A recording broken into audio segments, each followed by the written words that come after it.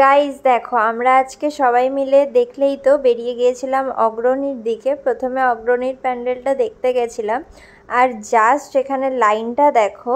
তবু আমরা ভিআইপি পাশেই ঢুকেছিলাম, তারপরেও আমাদেরকে প্রচণ্ড পরিমাণে লাইন ঠেলে ঢুকতে হয়েছে। মানে পুরো হুড়োপাড়া লেগে গেছে, এত লাইন। আর প্যান্ডেলটা সত্যিই খুব অসাধারণ করেছে। যারা যারা এখনও দেখোনি তারা গিয়ে একবার দেখে এসো, ভীষণ সুন্দর করেছে। দেন আমরা ঠেলাঠুলা খেয়ে দেখো অবস্থা, মুখ চোখের পুরো মানে ঘেমে স্নান।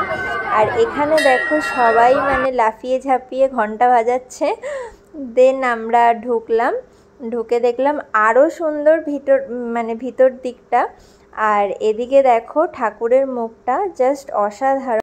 দেখো এত সুন্দর করেছে, মানে জাস্ট বলার মতো না। দেন ওখান থেকে বেরিয়ে গেছিলাম, আর বাবু এদিকে গাড়িতে উঠে গেছিলো। ওখানে মানে বাইরেটা একটু ছোটোখাটো মেলা মতন হচ্ছিলো। দেন আমরা এখানে সবাই মিলে খাওয়া দাওয়া করে নিলাম।